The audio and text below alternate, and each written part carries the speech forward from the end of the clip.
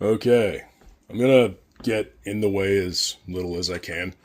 This is how you make some awesome pickles, and hopefully my phone doesn't fall. It's gonna end up looking like this. This was made with a different type of cucumber. You can use whatever you want. This is a dragon's egg. You can use this absolutely enormous pickling cucumber, which is what I'm gonna do. It's just for reference, that's the size of a 21-ounce container of salt. So this is huge. Anyway, you are going to need at least 2 quarts of water. I just recommend that if you're going to be making a couple of jars. In that, dissolve 1/3 cup of salt. I use sea salt. You can use pickling salt. If you don't have that, you can get pretty close by doing 5 tablespoons. Then mix all those together with, I'd say between 1/3 and 1/2 of a cup of white distilled vinegar. That's what I do. So, like, really on the measuring cup, right between 1/3 and 1/2 is what I do. Get all of your salt dissolved. If you want to, you can add about 1/3 of a teaspoon of pickle crisper to this. It's just calcium chloride, but apparently it helps keep pickles crisp. I usually eat them before they're gonna start getting mushy, so that's up to you. These are refrigerator style pickles, so don't leave these out. They'll get discolored. They'll still probably be edible, but no point in testing the waters there. Okay, so wash the pickle. Do whatever you want with it. If you got, this, you can do slices, chunks, cut it vertically like an animal. I made spears with regular size pickle and cucumbers, but I'm just going to go with this. So this knife is not sharp. I recommend a sharp knife. Cut off the ends of the pickle. These release an enzyme that make your pickles mushy. So just give these to your dog or something. Get your slices however thick you want. I like a big beefy slice. Since these are huge, you need 1.5 of these for an entire burger. So I'm making real thick, 1/2 inch slices, 1/4 inch slices. I will be making thinner ones, but I just wanted to do it quick for this video because I'm lazy and I don't want to post a really long video. Alright, we're just going to assume you've got your pickles all set. Now, I'm going to set these a little bit aside. And then what you measure with your heart is garlic. I usually use fresh garlic, but I don't really feel like peeling it right now. So I'm going to use this pre-peeled crap. It is fine. I just need to score it. So I like really garlicky pickles. I'm going to do about 6 of those for this 2-quart jar. What I do, especially with these ones, I nip the end, and then I just score it a few times. I really want that garlic to get in there.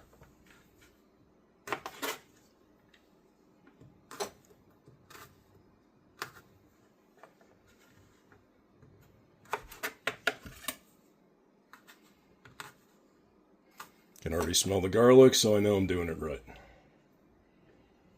And I only do one side of the garlic. I get that weird little end off where they snip the napes, or scapes. The reason I do this and I keep it whole is because I do eat these pickled on their own at the end when they're just at the bottom of the jar chilling out. Potent, but freaking delicious if you like raw garlic. Alright, so I got those in there. I'm going to toss 3 in my jar right now. Then what I'm going to do is I'm going to use my pickle seasoning. Now, you can make your own. There are a lot of recipes online. I actually like the pickling spice from McCormick. It's got a little bit of cinnamon in it, so it's good. Per jar, you're really only going to need about 1/4 teaspoon. Per 2-quart jar, but I do a heaping 1/4 teaspoon.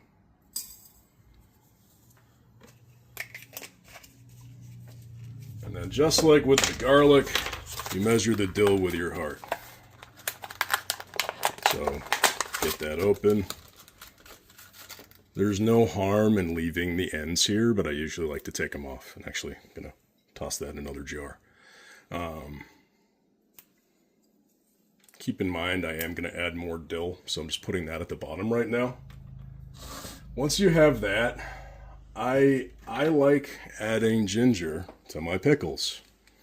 If you have fresh ginger, just use, I don't know, 1/4 inch, 1/2 inch piece. I'm going to go with my 1/4 teaspoon because I have it out. I'm going to do 2 of those, so probably pretty close to a teaspoon per jar.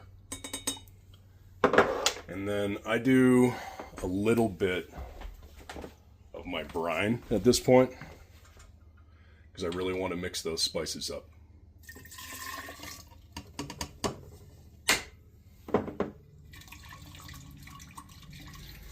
It will clear up. This is just, you know, cloudy for right now.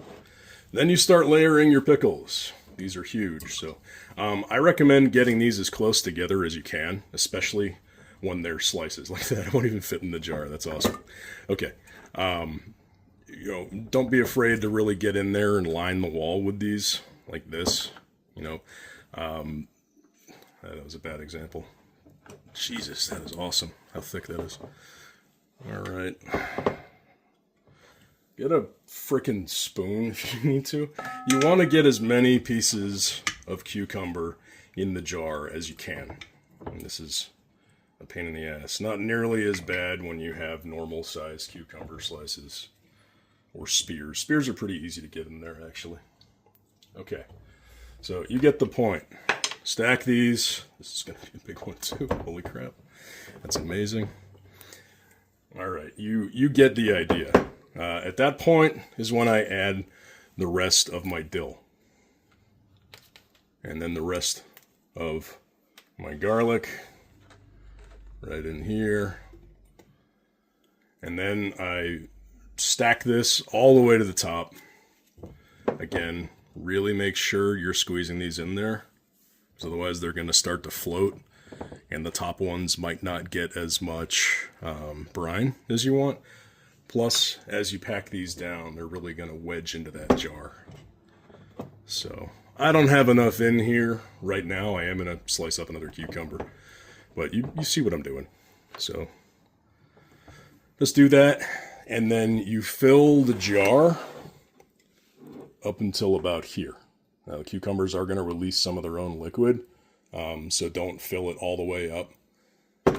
Anyway, when you're done doing whatever, and you can throw like jalapeno or serrano or something in here, put the lid on, leave it off a little bit, and leave this on the counter for 2 days.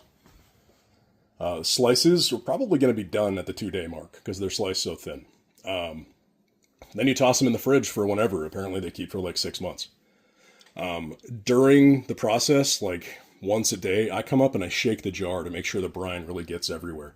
Don't do it super hard, especially if they're floating. You know, obviously tighten the lid when you do that, and then untighten it and leave it, you know, barely off.